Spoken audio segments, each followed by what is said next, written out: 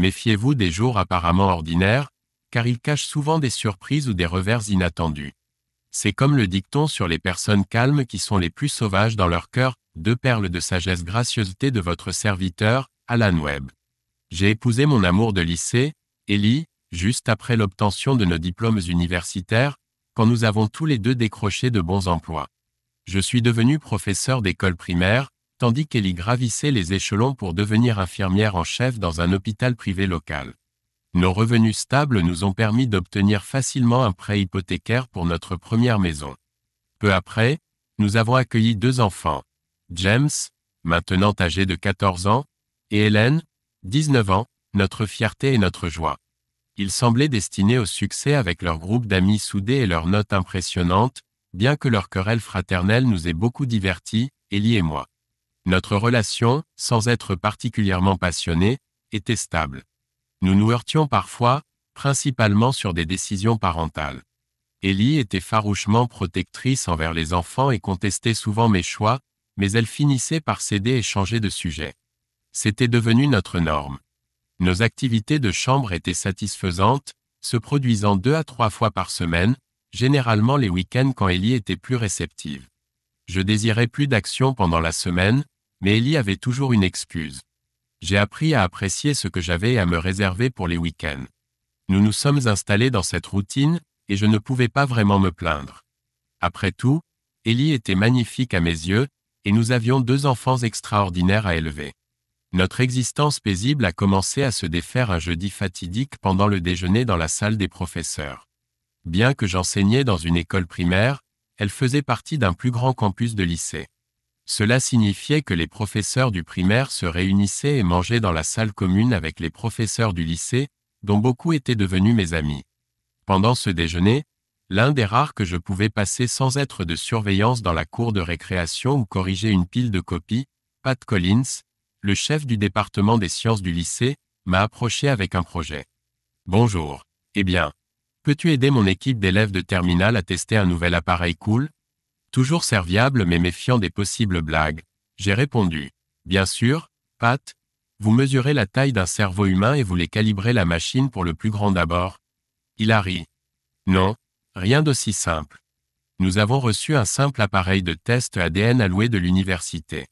C'est destiné aux élèves de terminale qui ont été sélectionnés par leur professeur pour une admission accélérée au cursus scientifique de l'université l'année prochaine. C'est un véritable privilège car c'est la première fois que cela arrive, à ma connaissance. » D'accord, ai-je répondu. Mais pourquoi avez-vous besoin de mon aide? Cette situation m'intriguait. Eh bien, nous avons besoin de sujets tests pour l'analyse ADN. Pour des raisons de sécurité des enfants, nous ne pouvons pas faire appel aux élèves ou au personnel d'ici. Nous avons besoin de sujets aléatoires que l'équipe ou l'université ne peut pas tracer. Pensez-vous pouvoir aider? Vous ne pouvez pas me dire qui sont ces sujets, mais l'un d'eux doit être apparenté aux parents et l'autre non. Une équipe d'étudiants devra déterminer par analyse ADN lequel est lequel. Je pourrais utiliser mes propres enfants, mais je pourrais accidentellement donner des indices aux élèves. Tout ce dont nous avons besoin, ce sont 3 mèches de cheveux, une du parent, une de l'enfant apparenté et une du non apparenté. Vous en êtes? Il m'a regardé avec espoir tandis que j'hésitais. Vous rendrez un énorme service à ces étudiants. Des opportunités comme celle-ci ne se présentent pas tous les jours. Pourquoi pas? Ai-je répondu. Je savais déjà que j'utiliserais mes propres enfants comme sujet test, mais je n'allais pas le dire. Il m'a donné des conteneurs spéciaux qui garantissaient qu'il n'y aurait pas de contamination croisée des échantillons. Pourquoi me donnez-vous 6 conteneurs? Ai-je demandé. Au cas où vous rateriez certains des échantillons, a-t-il répondu. Compris. C'est comme si les professeurs d'école primaire ne savaient rien, n'est-ce pas? Ai-je répondu. C'était un échange constant de blagues entre 2 bons amis. Le jeudi soir était le moment idéal pour collecter les échantillons. Ellie n'était pas à la maison car elle avait un service de nuit. Je pouvais seulement imaginer comment elle réagirait en apprenant que ses enfants faisaient partie d'une expérience scientifique. Hélène avait aussi une amie qui passait la nuit. C'était l'amie de longue date d'Hélène, Patsy Jefferson. Nous connaissions ses parents, John et Shelley, depuis l'université et les voyions souvent. J'aimais être en compagnie de Shelley car c'était une femme ouverte et bienveillante. Son mari John, bien que normal et bavard, semblait toujours un peu distant.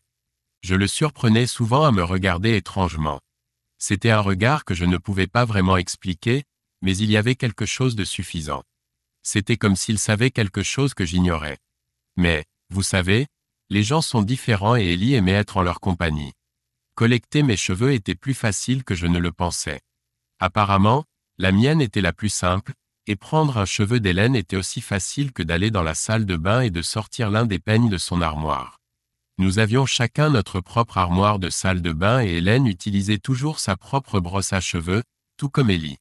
Les cheveux de Patsy me sont tombés dans les mains par pur hasard. Les filles s'amusaient dans le salon pendant une pause d'études quand Patsy est tombée près de la table à manger et ses cheveux mi-longs se sont accrochés à l'une des chaises. Hélène se roulait par terre de rire pendant que Patsy essayait de démêler ses cheveux de tous les coins de la chaise. Finalement, elle a réussi, mais quelques petites touffes de ses cheveux sont restées sur la chaise. Bingo, l'échantillon numéro 3 était prêt. Je suis ensuite allé dans la chambre de James et j'ai pris un de ses cheveux sur l'oreiller. Bien sûr, il ne savait pas ce que je faisais, puisqu'à ce moment-là il écoutait de la musique dans le salon. J'avais maintenant 4 échantillons. Le mien, 2 échantillons apparentés d'Hélène et James, et un échantillon non apparenté de Patsy. Il me restait encore 2 contenants vides et je n'avais pas gâché le reste des échantillons, alors pour m'amuser j'ai inclus un des cheveux d'Ellie, encore une fois de sa brosse. Cela devrait être intéressant. J'ai tout étiqueté très scientifiquement, de A à E, et j'ai noté à qui appartenait chaque échantillon. A était le mien, B et C étaient ceux d'Hélène et James, D était celui de Patsy, et E était celui d'Ellie. J'avais hâte de voir les résultats. Cela testera certainement la précision de l'équipe et leur donnera une précieuse expérience diagnostique avant d'entrer à l'université. Naturellement, j'ai remis les échantillons à Pete le lendemain. Il a été surpris par les 2 échantillons supplémentaires, mais a noté que cela rendrait les tests plus réalistes. Comme c'était vendredi, je ne m'attendais pas à avoir des résultats rapidement, alors j'ai continué ma routine normale la semaine suivante. De retour dans la salle des professeurs, Pat s'est approché de moi. « Salut, Al. L'équipe a obtenu les résultats. Ils sont ravis. Les mentors universitaires ont été très impressionnés par la façon dont ils ont mené l'expérience et par les performances de l'instrument ADN entre des mains relativement inexpérimentées. Je peux dire que cette équipe d'étudiants a un brillant avenir dans la science l'année prochaine. C'était une bonne idée de leur donner 5 échantillons. Cela leur a vraiment présenté un défi. Quoi qu'il en soit, voici un rapport sur les résultats. Il est arrivé, mais merci encore.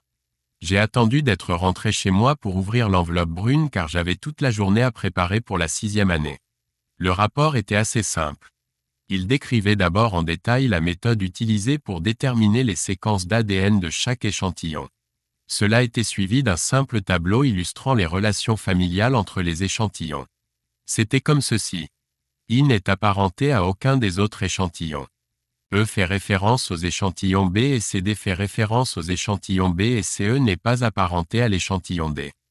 Ils ont ensuite déclaré que les résultats avaient été minutieusement testés par le laboratoire ADN de l'université et que la probabilité d'erreur était extrêmement faible.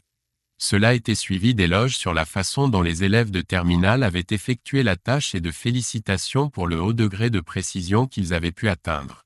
En fait, disait la lettre, les résultats sont absolument corrects à tous égards. Je n'ai réalisé qu'en relisant le rapport. Mes mains ont commencé à trembler alors que les implications des résultats me frappaient comme un coup de massue. Oui, le coup est venu par derrière. Cela signifiait que moi, l'échantillon A, je n'étais pas apparenté à mes propres enfants, les échantillons B et C. Ce ne peut pas être vrai. J'étais leur père, mais Ellie était leur parente. Et Patsy? Comment pouvait-elle être apparentée à Hélène et James? La vérité de ces résultats était trop lourde à porter. Mon esprit s'est emballé, passant d'une pensée à l'autre, refusant de s'attarder sur un fait certain. J'avais été cocu toute ma vie conjugale. Non, non, non. Ellie, non, ai-je crié dans la maison vide. Heureusement, personne n'était encore rentré. Cette maison vide semblait soudain se refermer autour de moi alors que je tournoyais et atterrissais dans la cuisine. Papa, papa, ça va? Que s'est-il passé? C'était la voix d'Hélène qui a attaqué mon cerveau mort et m'a réveillé. Je crois que oui, ai-je marmonné. Mes yeux étaient encore à moitié fermés et tout ce que je pouvais voir était une image floue du visage clairement bouleversé de ma fille. Ma fille, Hélène, où l'était-elle? Une fois de plus, la terrible réalisation a fait surface et je me suis redressé en secouant la tête pour chasser la somnolence. Passant la main dans mes cheveux, j'ai senti une bosse là où mon crâne avait amorti sa chute au sol. Oh! Hélène était là à nouveau en un éclair avec un chiffon, de la glace et de l'eau fraîche. J'ai marmonné mes remerciements en sirotant l'eau et en pressant la glace contre la blessure. Désolé, ai-je dit. Je ne sais pas ce qui s'est passé. Je lisais simplement ce rapport et la chose suivante que je savais, tu appelais mon nom. J'ai dû glisser ou quelque chose comme ça. Je pense que ça ira dans une minute. Je vais descendre au bureau et me reposer un peu. James et ta mère seront bientôt là. Tu penses que tu peux surveiller le dîner? Bien sûr, papa, fut la réponse d'Hélène. Tu sais, tu m'as vraiment fait peur. J'ai cru que tu avais une crise cardiaque ou quelque chose comme ça. Mon prochain cours devait être le RCP. Toute l'éducation physique à l'école prenait soudainement son sens, rit-elle. Je t'aime. Maintenant va te reposer. Ces mots ont frappé mon cœur plus fort qu'une crise cardiaque. Hélène était ma fille, mais elle ne l'était pas. Je l'aimais beaucoup et elle m'aimait comme son père. Seulement je n'étais pas son père. J'étais juste un imbécile qui payait pour son éducation, la tenait pendant qu'elle pleurait, écoutait ses plaintes et ses crises d'adolescente, changeait ses couches au milieu de la nuit, l'embrassait sur la joue chaque matin quand elle partait pour l'école. Je n'étais pas son père. Le test ADN m'a giflé en plein visage, mais la blessure que j'ai reçue n'était pas un œil au beurre noir, mais un cœur brisé. Le fauteuil du salon a amorti ma descente alors que je m'affaissais pour m'asseoir et réfléchir, réfléchir à quoi? Réfléchir au fait qu'Ellie m'avait trompé non pas une fois, mais 2 fois. Si 2 fois, combien de fois encore? Il y avait des années entre les 2 tromperies évidentes, alors que s'est-il passé entre-temps, avant ou après? Et maintenant? Est-ce que cela continue encore maintenant? Comment Ellie a-t-elle pu faire ça? Elle était ma femme, mon amour, ma partenaire. Nous faisions tout ensemble. Les autres commentaient souvent sur notre excellent partenariat, ou ce qui semblait l'être. Nous ne nous disputions presque jamais. Nous faisions toujours l'amour quand nous en avions l'occasion, bien que maintenant que nous vieillissions, c'était toujours les week-ends.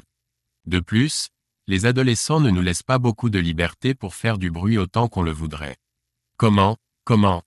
J'ai accidentellement prononcé ce mot à voix haute plusieurs fois pendant que j'étais assis là.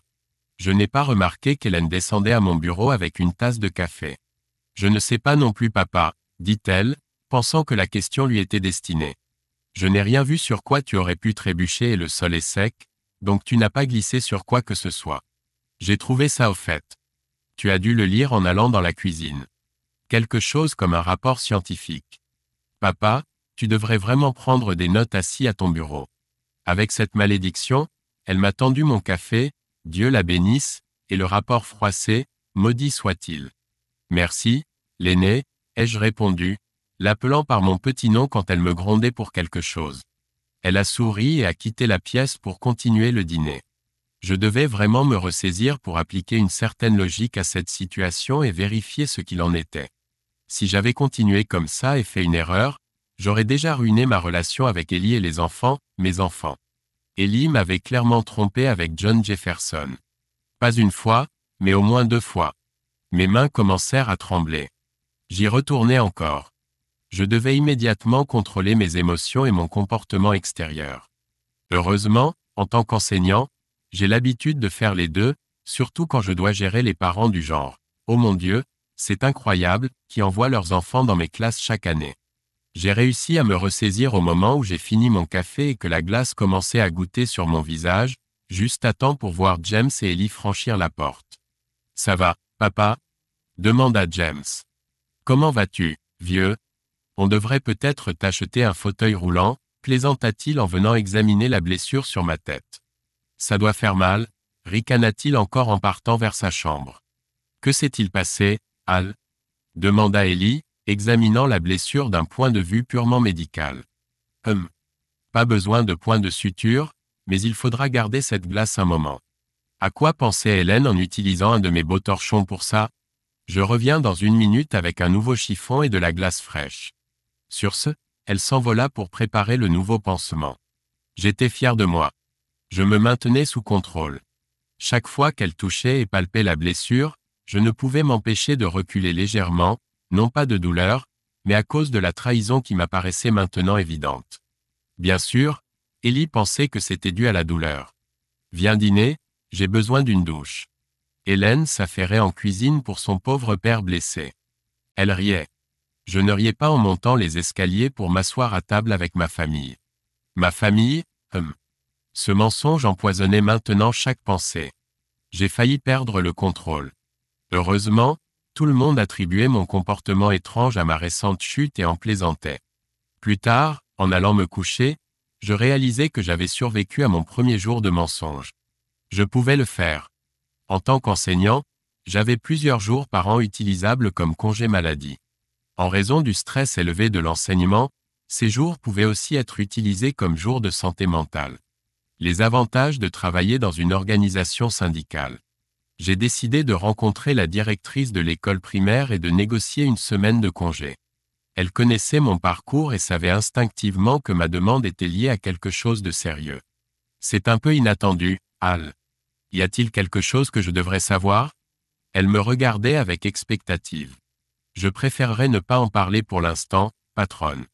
J'ai juste besoin de temps seul à la maison pour gérer quelques problèmes sérieux. Dans mon état actuel, je ne serai pas bénéfique pour mes élèves.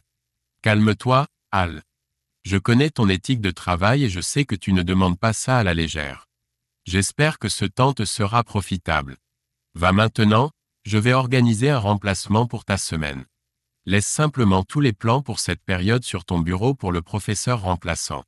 Ce week-end était irréel. J'ai maintenu des conversations normales dans la maison, mais j'ai essayé de passer le plus de temps possible loin d'Ellie, prétendant faire une tâche de jardinage après l'autre qui devait simplement être faite. Les moments les plus difficiles étaient les repas.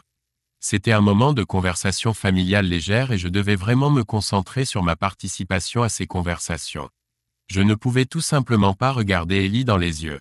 Je simulais un sourire de temps en temps et continuais.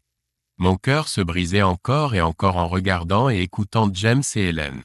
La nuit était la solution de facilité car j'allais me coucher tôt, trouvant des excuses liées à tout le travail dans le jardin et la récupération automnale.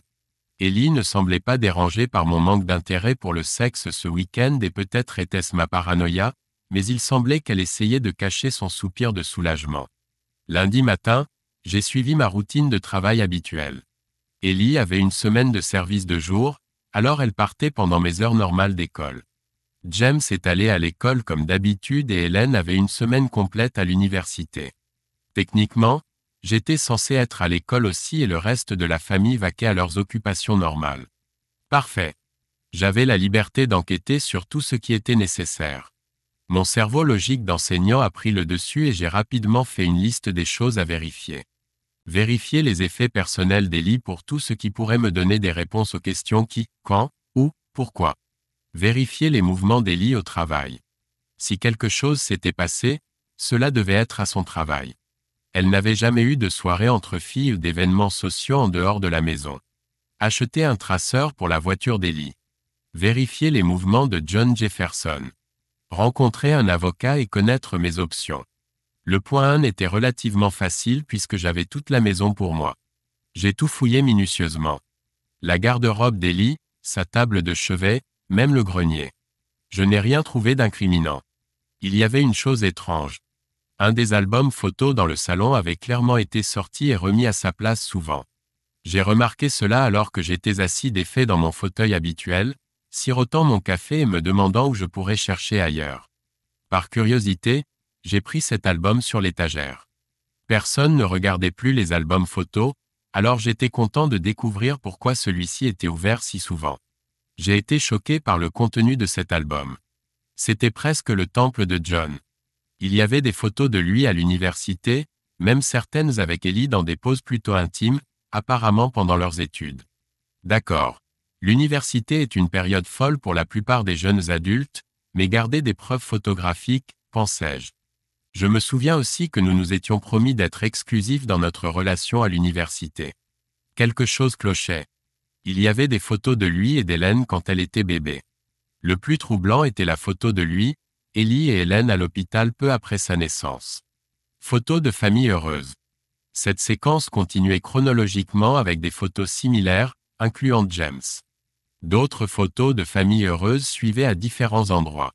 J'ai remarqué qu'elles étaient principalement prises dans des lieux que nous avions visités ensemble, donc les photos devaient avoir été prises pendant que j'étais distrait par autre chose. Je ne me souviens pas que des photos aient été prises en ma présence ou à portée d'oreille. Les photos n'étaient clairement pas posées sur la table de la cuisine après les événements pour que tout le monde les voie. Les photographies, bien que non prises dans des situations sociales familières, semblaient toutes avoir été prises dans l'une des zones de l'hôpital local. Ellie était presque toujours en tenue de travail, mais il y en avait quelques-unes où elle portait une robe très révélatrice. Normalement, cela aurait été une source de fierté pour moi. Ellie avait toujours l'air magnifique et quand elle s'habillait soigneusement, elle pouvait attirer l'attention de n'importe quel homme même maintenant. Cependant, je ne ressentais aucune fierté. Juste un sentiment de trahison totale. Elle ne s'habillait pas ainsi pour moi. Elle impressionnait John. Maudit John. Maintenant je pouvais comprendre ses regards cachés et ses sourires sournois quand nous nous rencontrions en société. Je pouvais presque entendre les pensées de John. Ce pauvre imbécile. Il ne sait même pas qu'Ellie et moi avons des relations sexuelles. Il ne sait même pas pour nos 2 enfants de l'amour. Mon esprit est parti dans un autre monde à ce moment-là. Presque comme si j'étais dans un film. Rien de ce que je tenais pour acquis n'était réel. Pas de mariage, pas d'enfants, pas de famille. C'est incroyable comme l'amour pour cette personne spéciale peut rapidement se transformer en haine. C'est exactement ce qui s'est passé dans ce monde parallèle. Je savais que je pourrais facilement désespérer et me recroqueviller pour mourir, mais je savais que je ne ferais pas ça. J'avais des plans. Cet album photo a ouvert le puits de mon amour pour Ellie. Tout l'amour s'est déversé sur le sol du salon. J'ai copié toutes les photos sur mon scanner et créé un dossier sur mon ordinateur avec un mot de passe pour stocker tout ce que j'avais trouvé. Il était temps de passer au deuxième point de la liste. Il était 11 heures et je savais qu'Ellie prenait sa pause déjeuner tous les jours à midi. J'avais assez de temps pour me rendre à son hôpital et vérifier ce qu'elle faisait. J'avais apporté mon appareil photo avec un téléobjectif, au cas où. Le stationnement était facile à cette heure de la journée et j'ai eu la chance de trouver une place près de l'entrée arrière du parking. C'était hors de vue de l'entrée principale de l'hôpital mais me permettait d'observer l'entrée. À 11h55, j'ai vu John entrer dans l'hôpital.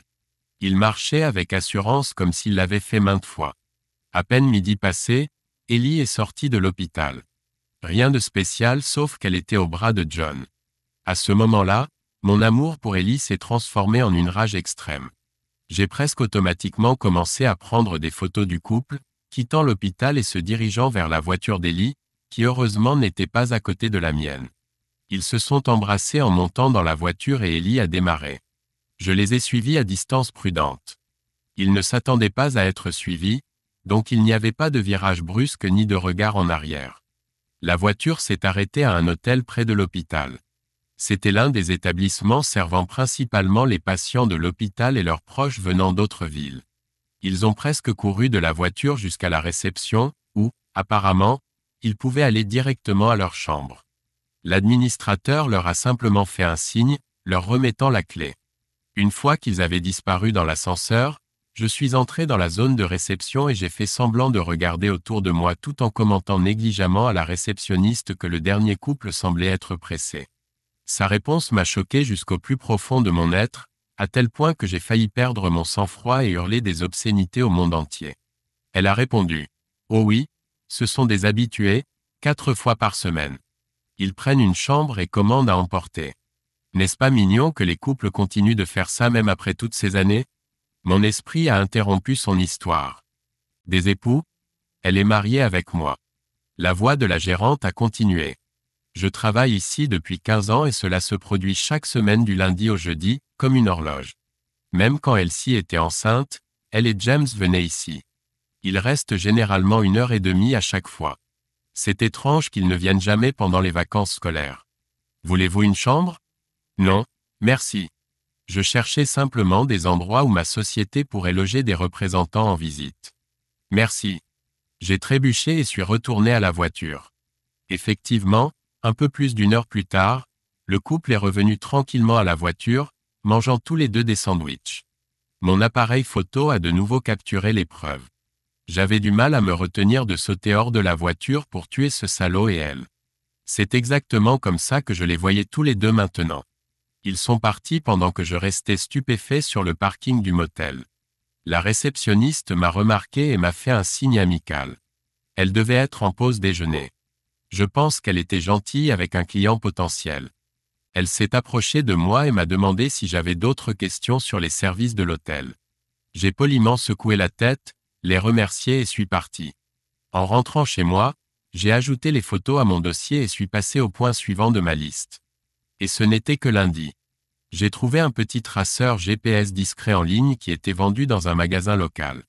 Il était déjà 14 heures, donc j'avais assez de temps pour l'acheter et rentrer à l'heure habituelle. 200 $ plus tard, j'avais un traceur et un petit manuel d'instructions. Rentré à 16h30, j'étais à table en train de faire semblant de vérifier mes cahiers quand Hélène a fait irruption. « Bonjour, papa. Je suis rentré. J'espère qu'il n'y a pas eu d'accident aujourd'hui. » Elle a ri et a disparu dans sa chambre. La routine habituelle de l'après-midi a commencé. James est arrivé vers 16h, avec Ellie qui est allée directement sous la douche dans sa salle de bain. Je préparais le dîner vers 17h, j'ai terminé à 18h, et nous étions tous à table à 18h30. La conversation à table était normale, des discussions familiales légères, des rumeurs et des bavardages, jusqu'au moment de partir pour les affaires. Ellie semblait être elle-même. Je pense qu'elle suivait sa routine changeante depuis si longtemps que c'était devenu une partie normale de sa journée.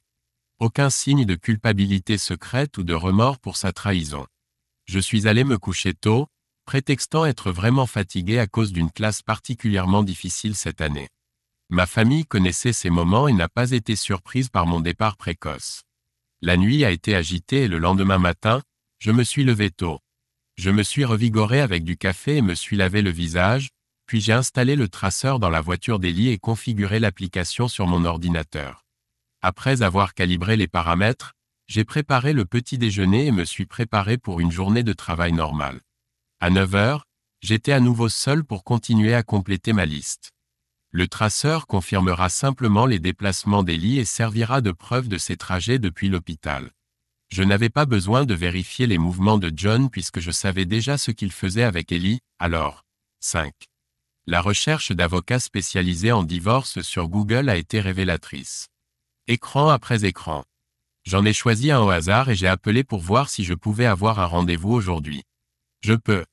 À 11h, j'étais assis nerveusement dans une petite salle d'attente avec une secrétaire habillée de façon conservatrice qui tapait sur un clavier. Il m'a appelé à 11h15 et m'a conduit dans un bureau qu'on pourrait décrire comme une relique du passé, avec du bois poli et des étagères montant jusqu'au plafond, garnies de livres reliés en cuir. L'odeur était incroyable.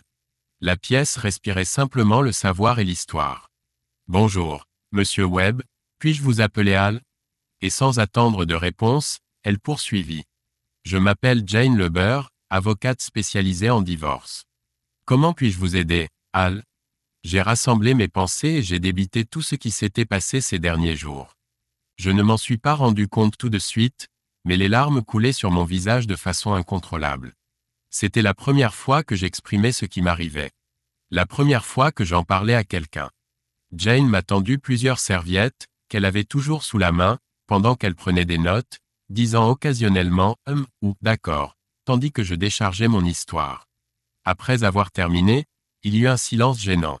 Je m'essuyais le nez pendant que Jane relisait ses notes. « Eh bien, Al, histoire incroyable. Avez-vous des preuves de tout cela ?» Jane me regarda d'un air interrogateur par-dessus ses lunettes. J'ai énuméré les preuves photographiques que j'avais. Je n'ai pas parlé à Jane du traceur GPS de peur qu'elle ne dise que c'était illégal et ne pourrait pas être utilisé devant le tribunal. « D'accord, dit Jane. Il est évident que vous avez des motifs pour poursuivre John en compensation de pension alimentaire pour toutes ces années. Vous pouvez également le poursuivre pour aliénation d'affection, mais vous devrez prouver qu'il a d'une manière ou d'une autre forcé Ellie dans cette relation. D'après votre histoire, c'est peu probable. En ce qui concerne vous et Ellie, le divorce semble inévitable. Cependant, vous devez comprendre que selon la loi, l'infidélité n'est pas illégale. Les vœux que vous avez prononcés lors de votre mariage n'ont pas de valeur juridique. Si vous divorcez, Vous serez traités comme des partenaires égaux. L'infidélité de votre femme n'affectera pas le résultat financier du partage des biens. Maintenant, puisque vous travaillez tous les deux et que vos revenus sont à peu près égaux, les exigences de pension alimentaire seront neutralisées. Hélène a déjà 19 ans et n'est pas incluse dans le calcul. James est une autre affaire, et cela dépendra de la façon dont les conditions de logement seront résolues, comment cela affectera le côté financier. Le coût de la maison sera divisé 70 à 30 en faveur du parent avec qui James vivra.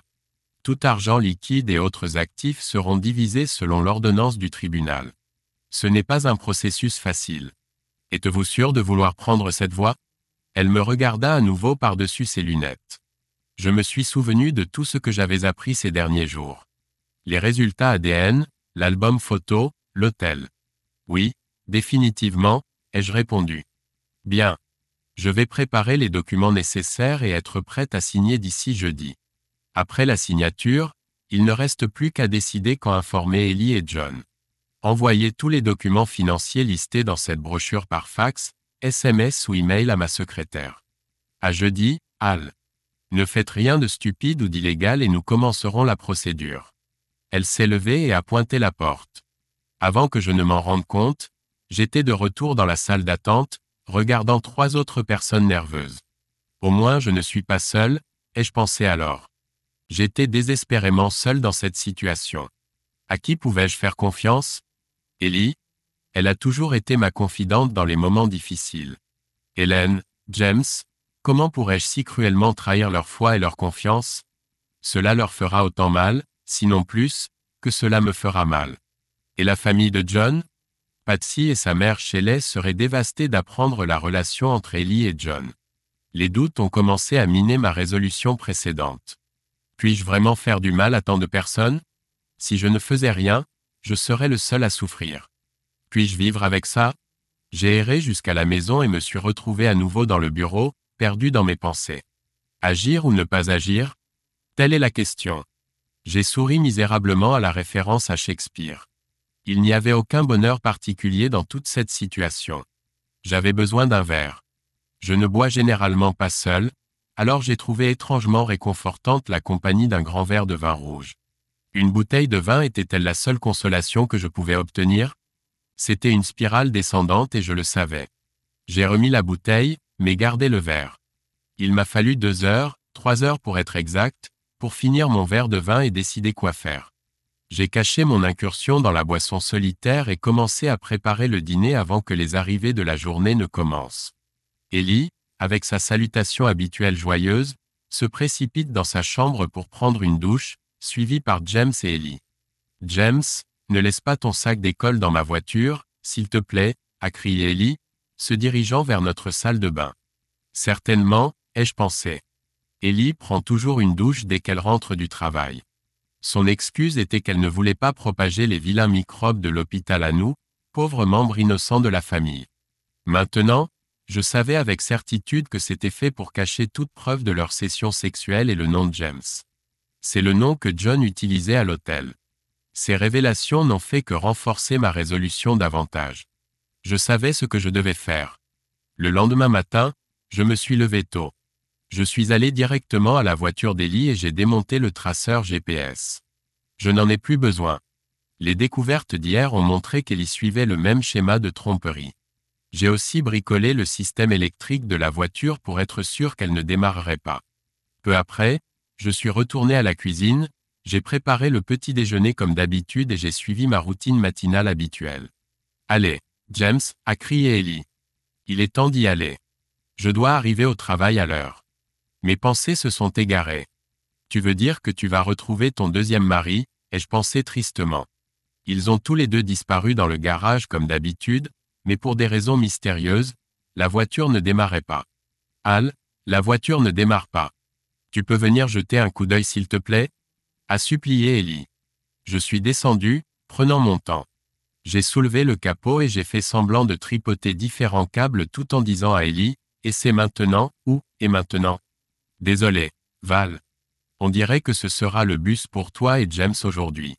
Je pourrais vous conduire, mais j'ai une réunion du personnel avant les cours aujourd'hui, ai-je menti.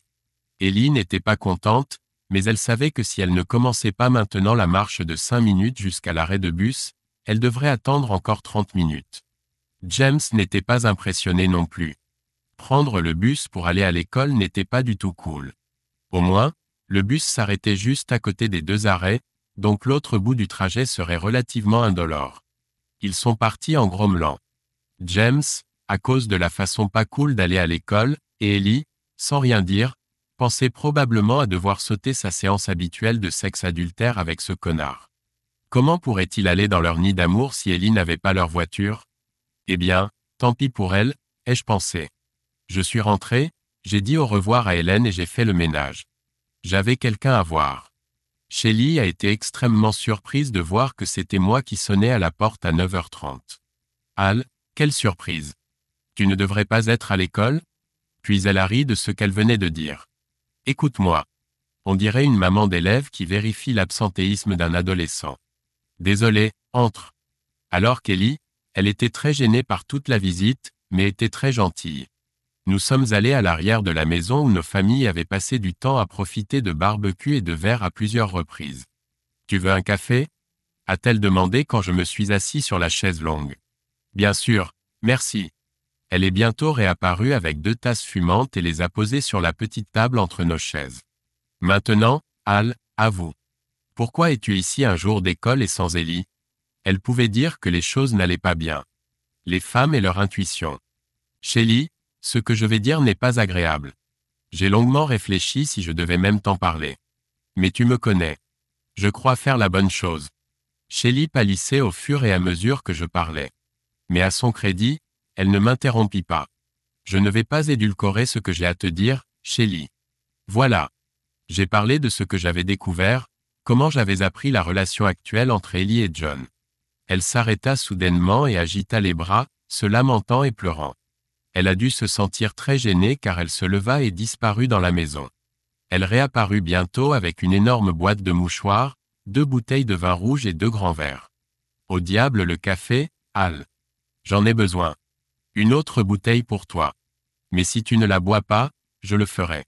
C'est ton choix. J'ai pris un verre et rempli le sien et le mien du liquide rouge. Maintenant raconte-moi encore ce que ces salauds ont fait. À nouveau, j'ai détaillé ce que je savais. C'est tout, murmura-t-elle. Ce menteur, ce tricheur est fini. Les papiers du divorce seront prêts aujourd'hui. Elle rentra dans la maison et je la vis appeler quelqu'un. Quand elle revint, elle dit « Mon amie du lycée est avocate spécialisée en divorce. Une femme très occupée, mais elle me recevra aujourd'hui à 14h. J'aurai peut-être besoin de copies des preuves photographiques que tu as. » Shelley me regarda avec des yeux rouges et gonflés. « Je ne comprends pas, Al. Pourquoi es-tu venu me voir d'abord avant de démolir Ellie? » Je l'ai regardée avec sympathie. Je savais ce qu'elle avait traversé. J'allais exploser. J'étais tellement plein de haine que je voulais le faire immédiatement. Le choc et l'effroi devaient être ma méthode de vengeance. Mais j'avais des doutes sur ce qui pouvait être fait. La douleur que cela cause à toi, à moi, et bientôt à nos enfants devenait presque insupportable pour moi. Non, il vaut mieux que tu t'occupes d'abord de John, que tu obtiennes ce qui te revient, et ensuite je m'occuperai de cette idiote. Je ne voulais pas porter plainte et vous laisser, toi et Patsy, sans rien. Ce serait mal. Je fis une pause et vis que la logique de tout cela avait du sens pour elle. Oh, Al, tu as toujours été un boy scout. Comment Ellie a-t-elle pu te faire ça et John nous faire ça, à moi et à Patsy, pendant si longtemps? Tu dois te sentir terriblement mal. Je sais ce que je ressens. Sur ce, elle s'approcha de moi et me serra fort dans ses bras. Nous aurons tous les 2 besoin d'épaules compatissantes pour pleurer pendant que nous traversons cette épreuve. L'étreinte était chaleureuse et amicale, mais pas sexuelle. Nous sommes restés là à nous étreindre et à pleurer de façon incontrôlable sur l'épaule l'un de l'autre. J'étais profondément conscient que c'était le premier contact humain compatissant que j'avais vécu depuis le début de tout ce désordre, et c'était bon. Nous en avions tous les 2 besoin. Je ne sais pas combien de temps nous sommes restés ainsi, mais nous nous sommes naturellement séparés. Je m'occuperai de Patsy, dit Shelley. Je ne lui dirai pas les détails sur les femmes avec qui John a couché dans notre dos, mais je donnerai assez d'informations pour qu'il soit clair qu'il n'y a aucun doute sur son infidélité à long terme. Je ne compromettrai pas tes plans et je ne donnerai à Ellie aucun indice que je sais ce qu'il lui a fait. Cela devrait suffire pour qu'elle se sente violée. J'ai quitté la maison de Shelley beaucoup plus confiant dans mon plan. Laisser Shelley s'occuper de John d'abord, obtenir sa part de leurs biens communs et une pension alimentaire anticipée sans, si possible, alerter qui que ce soit d'autre sur ses infidélités. Cela devrait aussi me donner le temps de mettre mes affaires en ordre, pour ainsi dire. L'avocate Shelley connaissait vraiment son métier. John a reçu les papiers dès le lendemain au travail et en public. Ses collègues se préparaient justement pour une réunion quand un représentant du tribunal l'a appelé très fort. Il n'aurait probablement pas dû le faire, mais après avoir annoncé « Vous avez été assigné », il a ajouté « Votre femme ne peut pas vivre avec un homme qui a eu une liaison à long terme avec une autre femme mariée qui a 2 enfants avec vous. » Au milieu du chaos total et du bruit, l'huissier a disparu. Il avait été bien payé pour ajouter ce petit détail supplémentaire. Heureusement, car il risquait de ne pas recevoir d'autres missions similaires avant longtemps, vu son indiscrétion. Inutile de dire que John était traité comme un paria au travail. Les collègues habituellement amicaux se déplaçaient physiquement s'il s'asseyait à côté d'eux. Personne ne lui parlait sauf pour répondre à une question directe liée au travail. Son patron l'a convoqué dans son bureau et l'a réprimandé pour son manque total d'éthique morale et lui a demandé pourquoi il devrait continuer à travailler pour l'entreprise étant donné son manque de jugement et de fiabilité. Son patron était marié depuis 45 ans et il lui était difficile de cacher son mépris pour l'homme qui avait si facilement bafoué leur vœu de mariage. Il a informé John qu'il serait licencié immédiatement après la finalisation du divorce. Cela donnait à John 2 mois pour essayer de trouver un autre emploi, ce qui était presque impossible dans une région où les ragots allaient bon train. Pendant ce temps, chez les Webb, les choses devenaient vraiment intéressantes, c'est le moins qu'on puisse dire. Pour une raison quelconque, la réparation de la voiture d'Ellie prenait un temps inhabituellement long. Chaque semaine, le mécanicien appelait et citait une raison technique pour laquelle la voiture n'était pas prête. Cela signifiait qu'Ellie profitait beaucoup du service de bus local. Cela signifiait aussi que la relation entre John et Ellie devenait inhabituellement tendue. Pour un couple habitué à des rapports sexuels réguliers, une situation sans stress, chaque tentative de rencontre pendant le déjeuner était chargée de danger. Ils ne pouvaient plus aller à leur hôtel habituel. La réceptionniste avait appelé au sujet de leur absence et informé John que la réservation régulière serait annulée. Cela signifiait que leur rencontre secrète devait avoir lieu dans les débarras de l'hôpital. Ces pièces étaient exiguës, sentaient toutes sortes de produits chimiques, et présentaient le danger supplémentaire d'être ouvertes à tout moment par le personnel d'entretien. Un jour, ils ont été surpris par un travailleur contractuel qui a ouvert la porte et les a vus. Il a vite refermé la porte, mais l'a rouverte 10 secondes plus tard, enregistrant une vidéo sur son téléphone. Il a réussi à enregistrer 30 secondes où les visages des acteurs étaient clairement visibles. La sortie de ce placard fut presque instantanée et ne se répéta jamais. Le travailleur contractuel connaissait une infirmière qui en connaissait une autre, et ainsi de suite. La vidéo circulait librement mais n'est apparemment jamais arrivée sur les téléphones d'Ellie ou de John. Cependant, elle est tombée sur moi. Ce fichier a été ajouté aux autres dans mon dossier secret. De mon côté, je me comportais avec calme et décontraction à la maison. Heureusement, la routine était établie depuis longtemps et maintenir une apparence de normalité était plus facile que je ne le pensais. La seule différence était qu'il n'y avait absolument aucune interaction physique ou intime entre Ellie et moi. Je me demandais comment Ellie ne commentait pas ce changement dans notre relation, mais il était évident que l'esprit d'Ellie était trop préoccupé par ce qui se passait entre Shelley et John. Elle était toujours sur les nerfs, évidemment à cause des connexions peu fréquentes et dangereuses avec John au travail. Elle devait se demander comment personne ne savait qu'elle était l'autre femme mariée mentionnée dans les papiers du divorce. Peut-être pensait-elle que c'était de la chance. Parfois, elle était en retard au travail, invoquant des heures supplémentaires. Je savais qu'elle utilisait ce temps pour être avec John. Je bouillonnais de rage à l'intérieur, mais je cachais mon mépris total pour Ellie derrière une façade de normalité. Hélène soupçonnait que quelque chose n'allait pas et m'a coincé dans la cuisine un jour pendant que je préparais le dîner. Ellie et James n'étaient pas encore rentrés. « Papa, est-ce que toi et maman allaient bien ? Je ne peux pas m'empêcher de remarquer que vous deux n'êtes pas exactement comme d'habitude. Maman est à cran tout le temps et toi tu agis si normalement, ce n'est pas normal. Je veux dire, regarde ce qui arrive aux parents de Patsy. Je ne voudrais pas que quelque chose comme ça vous arrive. » Leur divorce sera finalisé la semaine prochaine. Patsy pleure tout le temps et son père est rarement à la maison, leur maison va être vendue. Patsy m'a dit que son père avait une liaison depuis plusieurs années et qu'il avait eu 2 autres enfants avec une autre femme mariée. Je l'ai regardé. Ma bonne vieille l'aînée, ai-je pensé. L'intuition féminine est bien vivante dans une tête d'adolescente. J'ai répondu aussi calmement que possible. Bien sûr, l'aînée, tu sais que chaque couple traverse des bons et des mauvais moments, n'est-ce pas? S'il se passe quoi que ce soit dont tu dois t'inquiéter, je serai le premier à te le dire. Tu n'as pas une chambre où tu peux te précipiter comme d'habitude à cette heure-ci? Elle est partie, mais je savais que tôt ou tard, je devrais lui parler de sa véritable composition génétique. C'était une tâche que je n'attendais pas avec impatience. Comment dire à la fille qui a été votre fille pendant les 19 dernières années que ce n'est pas vraiment vrai? Le divorce de Shelly et John allait probablement être finalisé la semaine suivante. Je le savais car j'étais en contact étroit avec Shelly. Son avocat lui avait dit qu'elle devrait recevoir 80% du total des biens de leur mariage. Shelly pourrait très bien commencer une nouvelle vie. C'était vraiment étonnant comment le processus s'était déroulé jusqu'ici sans que personne ne révèle qui était la femme de la saga. Cela aidait beaucoup mon plan. Le jour est venu où John et Shelly ont finalement divorcé. La maison a été vendue et Shelly a déménagé dans une ville voisine pour trouver un nouveau travail et un logement adapté à une mère célibataire et sa fille adolescente. Patsy a accepté la situation et a commencé à passer de nombreuses nuits avec Hélène. Patsy semblait vraiment s'appuyer sur Hélène pour du soutien et était également très attachée à sa mère.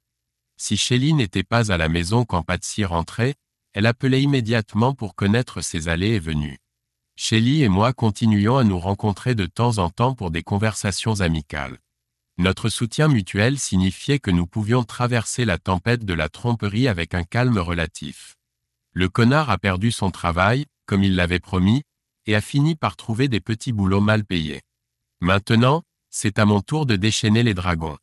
Ellie est rentrée du travail ce mercredi après-midi comme d'habitude et s'apprêtait à entrer dans la chambre pour prendre une douche quand je l'ai interpellée.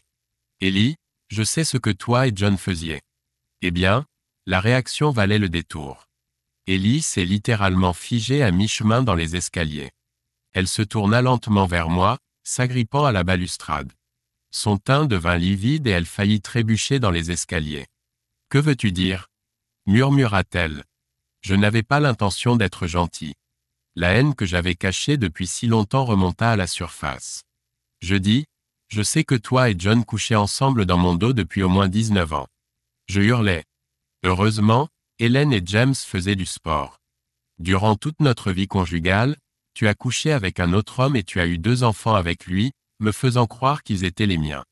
Le manque de respect et la tromperie incroyable dont tu as fait preuve sont indescriptibles.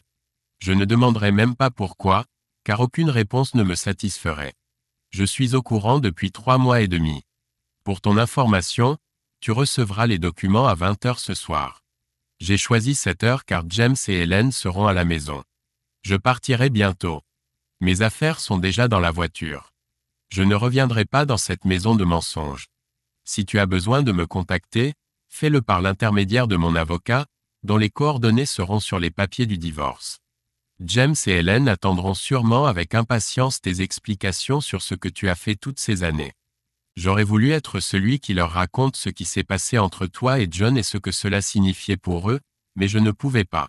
Si je l'avais fait, j'aurais certainement perdu mon sang-froid et probablement dit et fait des choses qui auraient laissé des cicatrices permanentes dans leurs âmes.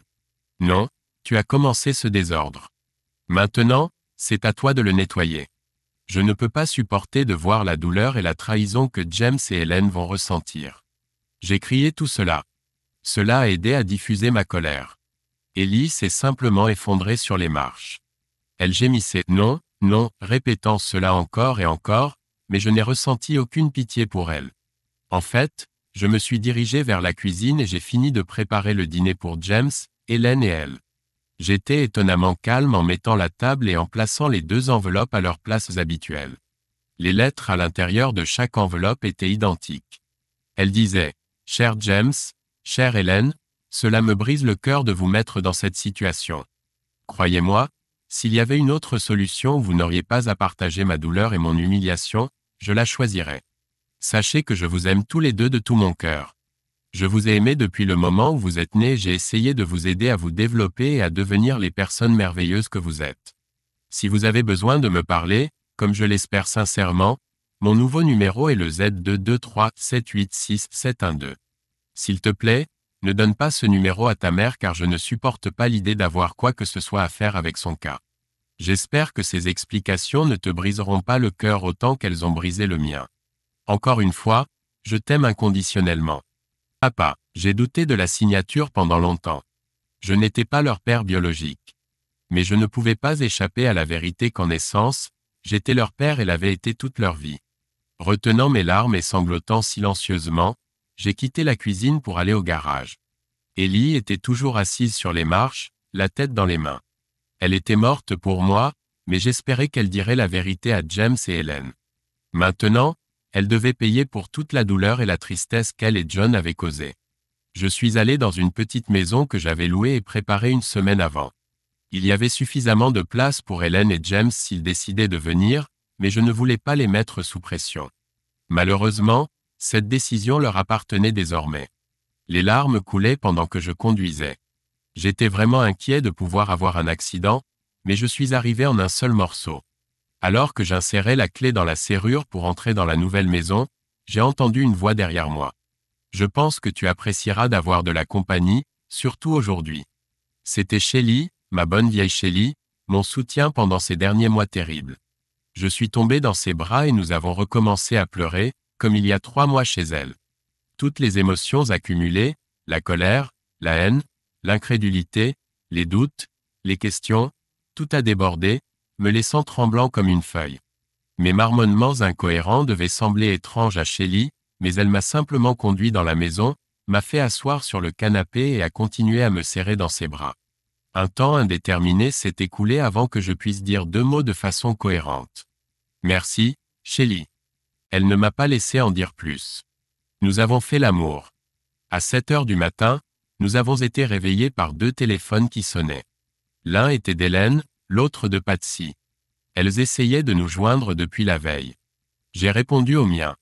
L'aîné, comment vas-tu ma chérie? Avec les sanglots à l'autre bout de la ligne, j'ai compris tout ce que j'avais besoin de savoir. Je t'aime, l'aîné. S'il te plaît, sache-le. Je t'aimerai toujours quoi qu'il arrive. Ses sanglots se sont un peu calmés. Papa, je t'aime. Je suis si inquiète pour toi à cause de ce que maman a fait.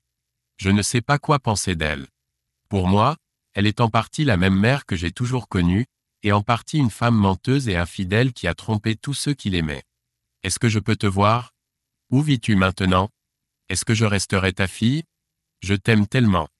Je ne peux pas imaginer la vie sans toi. James veut te voir aussi. On peut venir maintenant? Sanglota-t-elle au téléphone. Je l'ai rassurée et promis de venir les chercher tous les 2 dans l'heure. Je ne l'ai pas dit à Hélène, mais Shelley et moi avions un peu de ménage à faire. Patsy voulait aussi voir sa mère et était très inquiète qu'elle passe la nuit hors de la maison. J'ai récupéré James et Hélène à notre ancienne maison. Ils avaient des sacs à dos et des oreillers. C'est quoi cet équipement de camping? Ai-je tenté de plaisanter pour détendre l'atmosphère? Ils avaient tous les 2 les yeux rouges et il était évident qu'ils n'avaient pas bien dormi. James a répondu.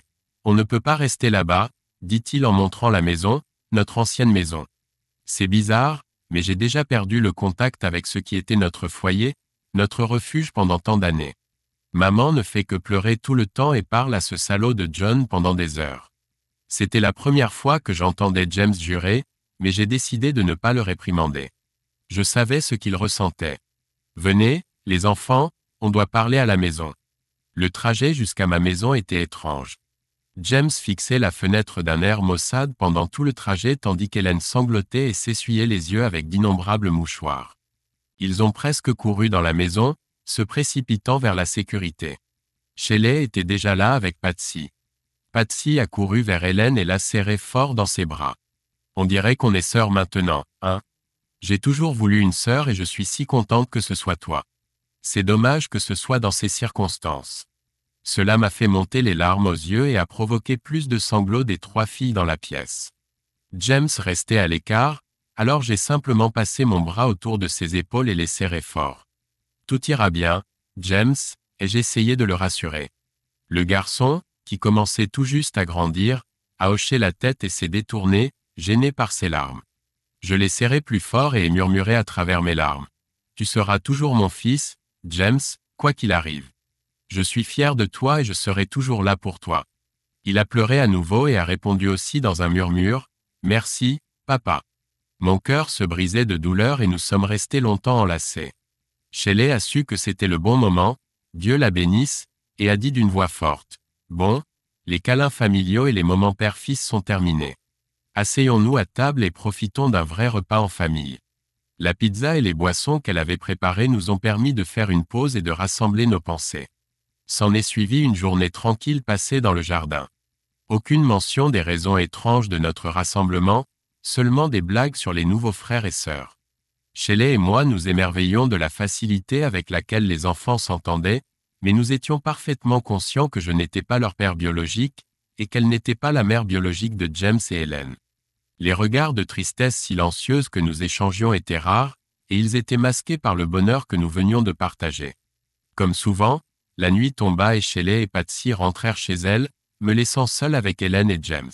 « Avez-vous dit à votre mère que vous restiez ici ?» ai-je demandé. D'ailleurs, je ne voulais pas que la police recherche des enfants disparus. « Oui, » répondit James. Nous lui avons laissé un mot. Nous lui avons aussi demandé de ne pas nous appeler. La colère commençait à monter en lui à nouveau. Je savais que je devrais normaliser sa relation avec Ellie, sinon cela le détruirait. Helen, James, je sais que vous souffrez. Croyez-moi, ma colère face à cette situation a failli me tuer. J'ai sérieusement pensé à mettre fin à cette douleur pour toujours, mais la seule chose qui m'a gardé sain d'esprit et concentré, c'était vous deux. Ce que votre mère a fait, elle l'a fait principalement envers moi. C'est elle qui m'avait promis fidélité dans le mariage. C'est moi qu'elle a le plus trahi. Elle reste votre mère, et quand les choses se calmeront et que vous aurez le temps d'y réfléchir, vous réaliserez qu'elle a été une excellente mère pour vous.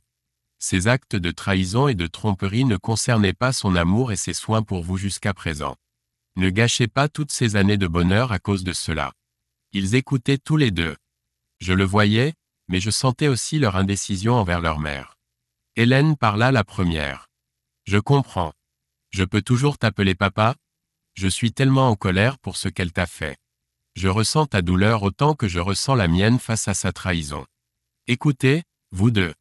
Je sais que je ne suis pas votre père biologique, mais j'ai toujours été votre père. Ma relation avec vous ne changera pas. Ma relation avec votre mère, en revanche, c'est une autre histoire. Je serai toujours à vos côtés, comme avant. » J'ai fait une pause et j'ai souri. Yoda viendra à la rescousse, ai-je pensé. Maintenant, assez parlé pour aujourd'hui. Allez choisir quelle chambre sera la vôtre si vous décidez de rester ici. Malheureusement, ce n'est pas aussi chic et luxueux que notre ancienne maison, mais je vais la rendre confortable. Maintenant, allez-y et bonne nuit. Je vous aime tous les deux. Ils s'installèrent pour la nuit. Je devais en faire autant. Ce tourbillon émotionnel avait durement frappé ma tête et mon corps. De plus, je ne suis plus tout jeune, et les aventures de la nuit dernière avec Shelley m'avaient aussi épuisé à la limite. Je me demande comment Shelley se sent. Et ce fut ma dernière pensée consciente alors que ma tête touchait l'oreiller et que je dérivais vers le pays des rêves. Le lendemain matin au petit déjeuner, peu importe ce que c'était, je les ai convaincus tous les deux de parler à Ellie. Elle était évidemment très inquiète pour eux, mais à travers une conversation tendue, les enfants lui ont fait clairement comprendre qu'ils ne rentreraient à la maison que si ce monstre n'était pas présent. Ils ont clairement indiqué qu'ils ne voulaient rien avoir à faire avec John. Je ne sais pas si John vivait avec Ellie, mais elle a accepté.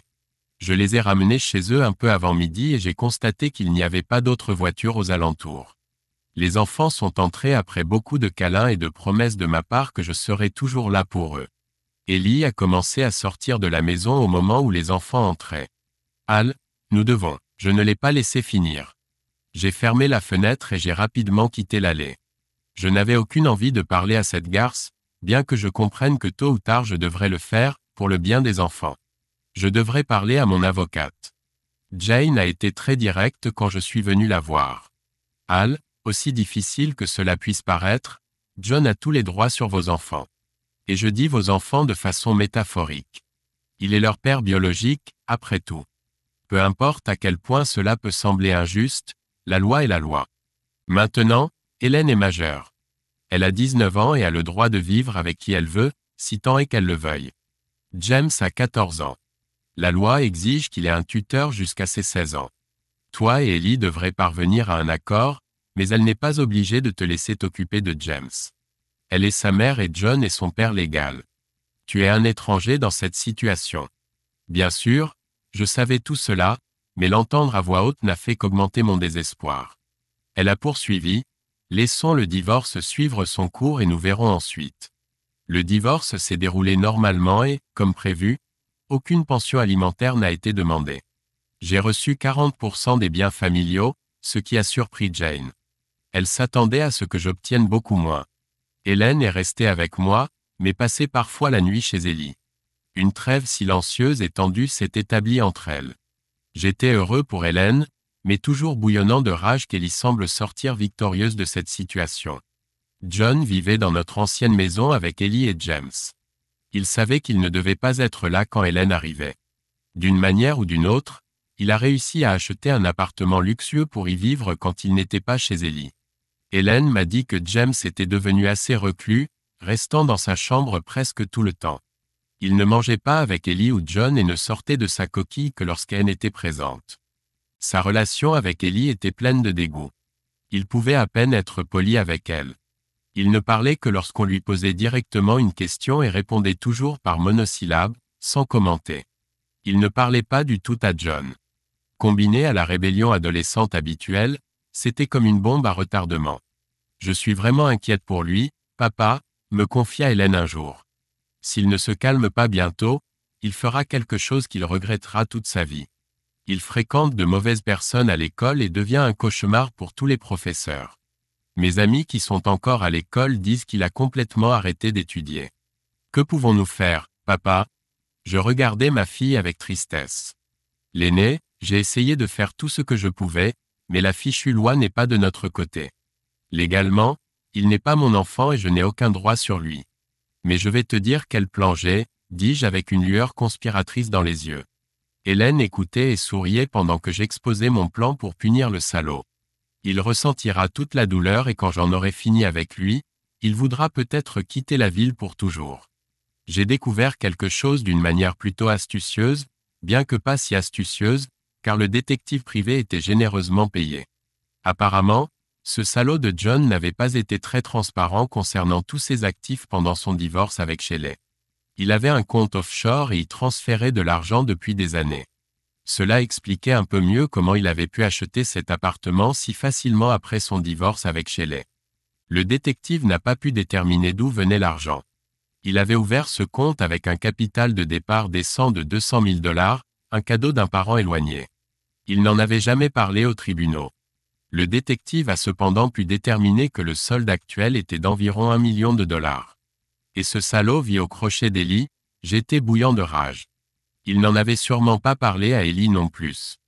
Pas étonnant qu'il ait pu se permettre des réservations régulières pour leur nid d'amour pendant tant d'années sans éveiller les soupçons de Shelley.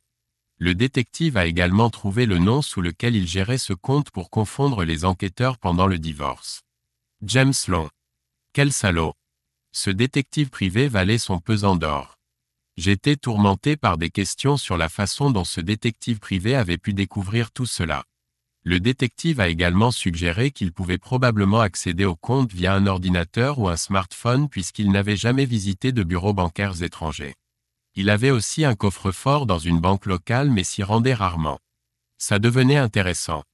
Hélène était prête à tout et voulait probablement punir le salaud encore plus que moi. Hélène était en mission. Elle devait comprendre comment le salaud accédait à ses lucratifs comptes offshore. Elle a commencé à passer plus de temps avec Ellie, ce qui signifiait que le salaud était de moins en moins à la maison.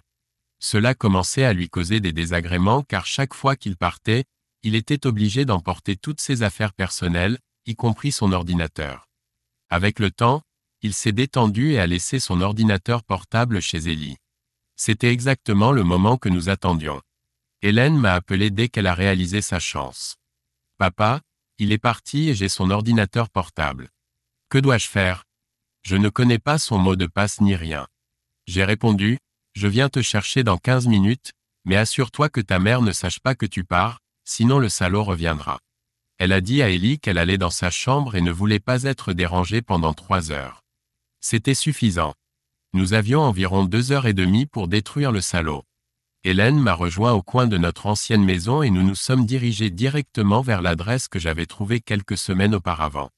Je ne connaissais pas le propriétaire de l'adresse, mais je l'avais contacté par email au sujet du travail que je voulais faire. J'ai frappé à la porte et un type mal rasé et boutonneux d'environ 20 ans m'a répondu. « Qu'est-ce que vous voulez, vieux ?» a-t-il répondu à travers la porte entr'ouverte. « Au diable le vieux », ai-je répondu. « Je m'appelle Al et j'ai organisé ça il y a un moment. On y va ou pas ?» Il semblait hésitant, mais quand il a vu Hélène derrière moi, il nous a laissé entrer à contre-cœur. « Alors, tu peux faire ce que tu as dit ou tu racontes des conneries ?» ai-je demandé. « Calmez-vous, vieux », a-t-il répondu. « Donnez-moi 1 heure et cet ordinateur portable chantera pour nous. » Il a pris l'ordinateur portable et y a branché des câbles USB et HDMI. Pourquoi ? Je ne savais pas. La seule chose que je savais, c'est qu'il promettait de supprimer n'importe quel mot de passe du disque dur. C'est pour ça que j'étais là. Il n'était pas bon marché, mais s'il avait réussi, mon plan pour punir le salaud aurait été un succès. Pendant qu'il marmonnait quelque chose dans sa barbe, Hélène et moi avons regardé autour de l'appartement. Ce n'était pas une vie que je pourrais mener. L'appartement était en désordre. Des morceaux et des pièces d'équipement étaient éparpillés partout. Les restes de la pizza traînaient à différents endroits dans l'appartement. Le seul endroit où il était confortable de s'asseoir était devant un énorme ensemble d'écrans. Les écrans montraient actuellement l'économiseur d'écran de l'ordinateur portable du salaud ainsi que du code défilant. Cela a continué pendant environ 40 minutes jusqu'à ce que le technicien crie « Bingo, on est dedans ». L'économiseur d'écran a été remplacé par l'écran d'accueil du salaud. Nous sommes immédiatement allés sur son navigateur web et avons vérifié ses favoris. Bien sûr, caché 2 niveaux plus bas se trouvait l'onglet de la Bank of Greece. Nous avons cliqué dessus. Un écran de connexion au site est apparu, et le code défilant est réapparu sur les écrans du technicien. 50 minutes plus tard, l'économiseur d'écran s'est rempli de symboles tout seul. Nous avions ses identifiants. Je me suis rapidement connecté et j'ai trouvé les détails du compte. Bien sûr, il y avait 900 000 $ sur le compte avec quelques petites sommes. J'ai transféré tout sauf 10 $ sur un compte que j'avais déjà. Le compte était au nom de S. Heathers. Je me demande s'il comprendra l'allusion. Nous avons continué à fouiller le disque dur et avons trouvé les détails du coffre-fort. Les ayant mémorisés, j'ai payé le technicien et je suis parti. Il nous restait peu de temps pour rapporter l'ordinateur portable du salaud. Hélène est rentrée et a remis l'ordinateur portable à sa place. Elle a ensuite informé Ellie qu'elle repartait. Nous avons attendu au coin de la rue et avons vu le salaud arriver en voiture chez Ellie juste après le départ d'Hélène. Mon Dieu, quelle rapidité, ai-je pensé. Il devait être dans les parages. De retour chez moi, j'ai réfléchi à ce qui s'était passé. Le salaud devait être impliqué dans des affaires louches pour avoir ce genre d'argent. Il n'était qu'un simple comptable. Des questions sur comment et pourquoi il cachait de l'argent à l'étranger tout en menant une vie ordinaire en banlieue remplissaient mon esprit. Il devait y avoir une raison pour laquelle il cachait tout ça. Mais le cachait-il de qui ? L'IRS avait déjà conclu des accords avec la plupart des banques étrangères pour empêcher l'évasion fiscale, il devait donc savoir que tôt ou tard, cela serait découvert par le gouvernement. Si mon détective privé pouvait le trouver si facilement, le gouvernement le pouvait aussi. Cela nécessitait plus de recherche. Peut-être que le coffre-fort contenait les réponses. Une fois de plus, Hélène est venue à la rescousse. Je travaillais à nouveau à temps plein, donc mon temps pour les enquêtes était limité. Elle est allée à la banque en ville où se trouvait le coffre-fort. Elle avait tous les mots de passe de sécurité de l'ordinateur portable du salaud, elle espérait donc que ce serait suffisant. Je suis sûr que si c'était moi, l'homme moyen, on m'aurait posé 1 million de questions. Mais Hélène était une belle fille, presque âgée de 20 ans. Elle s'habillait élégamment et savait se mettre en valeur. Ma fille avait grandi et j'ai ressenti un pincement au cœur face à la perte de son enfance. Mais ça a marché. Elle a réussi à persuader la sécurité et les employés de la banque en prétendant que son beau-père était à l'hôpital. Le fait qu'elle ait tous les mots de passe semblait les avoir suffisamment rassurés. Quand elle a ouvert le coffre, Il n'y avait que quelques journaux comptables et une enveloppe contenant de petits objets à l'intérieur. Ne voulant pas tenter le sort, elle les a rapidement mis dans son sac et a quitté la banque. Elle a souri aux gardes. Le contenu du coffre était étalé sur ma table de cuisine quand je suis rentré de l'école cet après-midi-là. Hélène était là, l'air pâle et très anxieuse. « Papa, tu ne croiras pas ce qu'il y avait dans le coffre. Regarde. » Elle m'a mis 2 passeports dans les mains. En ouvrant le premier, j'ai vu que c'était le passeport du salaud, mais au nom de Bruce Williams. C'était un passeport australien. Le second passeport contenait une photo normale d'Ellie, mais au nom de Madame Anne Williams, également un passeport australien. Quoi? Je me suis souvenu que ma fille était à proximité. On dirait que le salaud planifiait une fuite.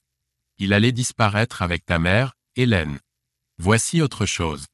2 billets Qantas de Los Angeles à Sydney, aller simple, et le vol est prévu dans 2 semaines.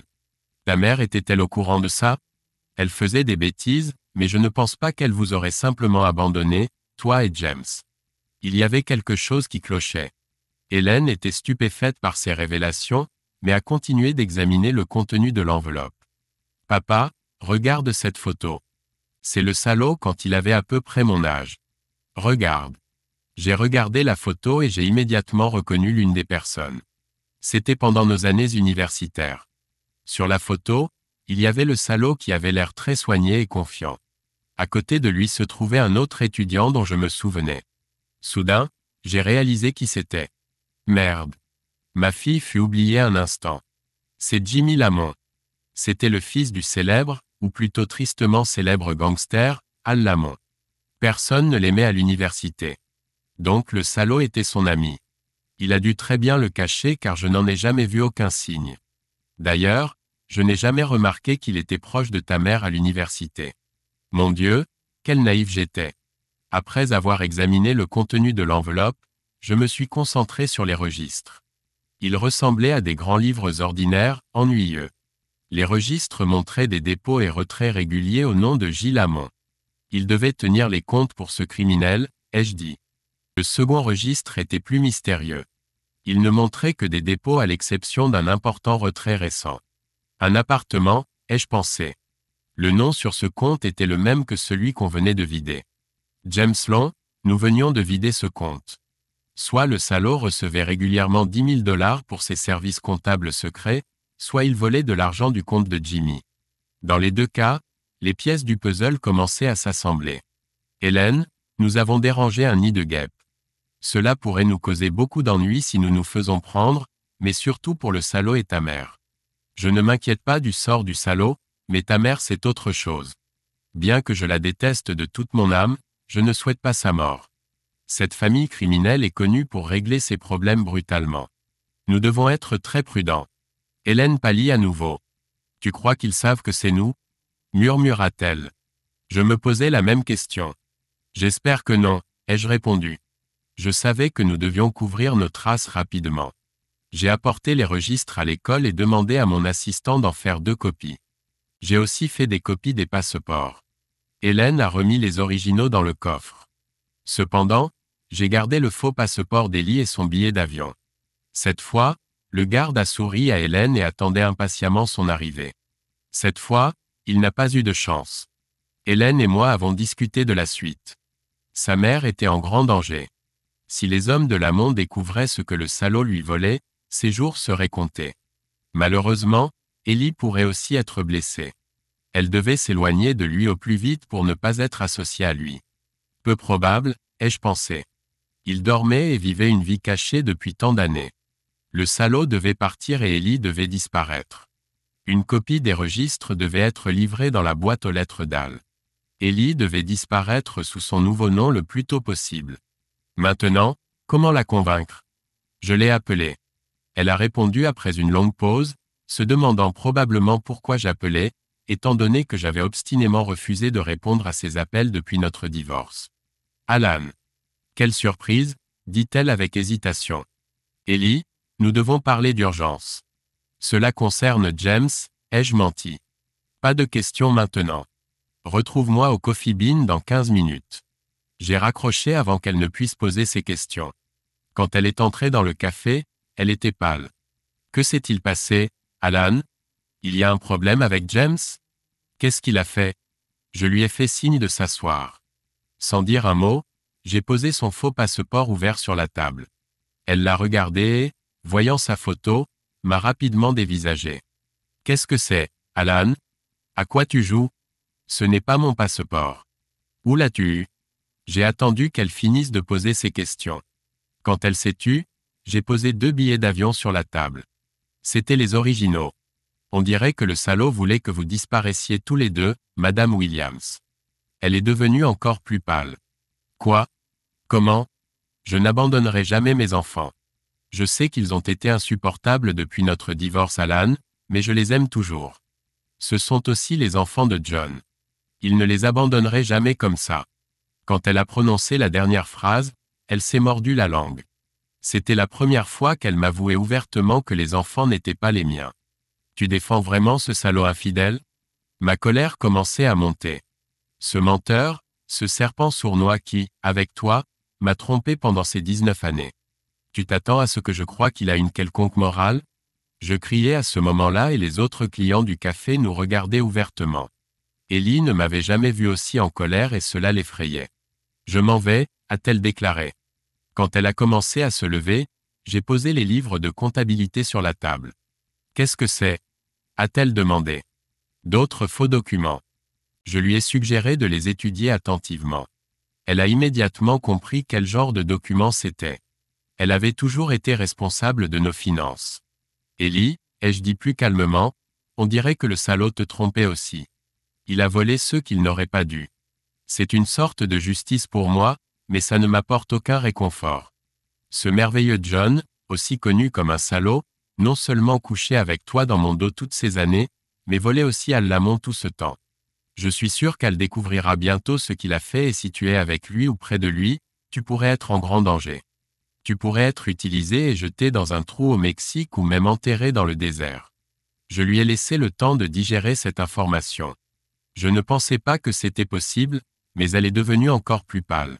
Maintenant, les autres clients du café étaient vraiment inquiets. La serveuse, voyant l'état d'Ellie, s'est approchée de nous. Vous allez bien, mademoiselle? Je peux vous apporter quelque chose? Ellie n'a pas répondu et la serveuse s'est éloignée, gênée. Ellie, je ne vais pas tourner autour du pot.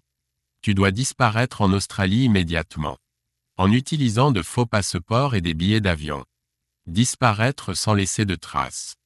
Les Lamont savent que tu es avec le salaud depuis longtemps. Encore cette montée de bile à l'idée de toutes ces années où ces deux-là m'avaient menti. Tu dois me donner la garde de James et mettre la maison, notre ancienne maison, en fiducie pour James et Hélène. J'ai les documents ici. J'ai posé la dernière enveloppe jaune sur la table. Ne te méprends pas, Ellie, je ne t'offre pas une porte de sortie à cause de mes sentiments pour toi. Non, ce n'est pas vrai. J'ai des sentiments pour toi. Elle m'a regardé avec surprise. Alan, je ne. Elle a commencé. Je l'ai interrompu. Les sentiments que j'ai pour toi sont de la haine, de la pure haine non dissimulée et du dégoût. Comment tu as eu l'audace de me faire ça, à notre mariage, à nos enfants? Je ne comprendrai jamais. Tu as traité l'amour et le respect que j'avais pour toi avec un mépris total. Non, je te donne une porte de sortie parce que tu es la mère de James et Hélène et que je les aime immensément. Ils méritent d'avoir leur mère vivante et non morte. Je me fiche de ce qui arrive au salaud. J'espère qu'ils le laisseront dans le désert. Maintenant signe les papiers et disparaît du pays et de nos vies. Dernière chance. Ellie a pris les documents, les a lus et les a signés. Alan, cela signifie que je n'ai plus aucun droit sur mes enfants. Elle a sangloté. Bienvenue au club, salope. Maintenant tu sais ce que j'ai ressenti quand j'ai découvert ta tromperie de longue date. Je me suis levé et j'ai quitté le café. Les clients ont poussé un soupir collectif de soulagement mais ont continué à fixer la femme qui sanglotait à la table. James est venu me voir le lendemain avec toutes ses affaires. Bonjour, père. Que se passe-t-il? Maman a laissé une note disant que je devais venir ici et rester longtemps.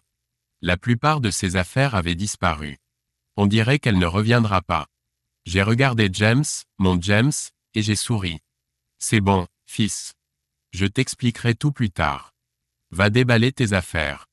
Hélène est entrée en courant, a serré son frère dans ses bras et l'a aidé à déballer. 2 jours plus tard, Les journaux ont annoncé la disparition soudaine d'un résident local récemment divorcé, John Jefferson. On disait qu'il avait des liens avec une figure criminelle connue. L'enquête se poursuivait. À la page suivante, il y avait un article sur un mystérieux incendie de maison. Nous connaissions cette adresse. C'était notre ancienne maison. L'incendie semblait être le résultat d'un cambriolage raté qui avait laissé la maison totalement détruite avant qu'elle ne soit incendiée. James et Helen ont continué à vivre avec moi jusqu'à ce qu'Helen parte à l'université. L'incendie semble avoir été le résultat d'un cambriolage raté qui a laissé la maison totalement détruite avant qu'elle ne soit incendiée. James et Helen ont continué à vivre avec moi jusqu'à ce qu'Helen parte à l'université. Par coïncidence, Patsy, sa sœur, s'y est également inscrite. Shelley a vendu sa maison et est venue vivre chez moi. Nous étions contents que James aille souvent se coucher avec ses écouteurs pour écouter sa musique préférée. L'argent est resté à l'étranger jusqu'à ce qu'on en ait besoin. Les enseignants ne gagnent pas beaucoup.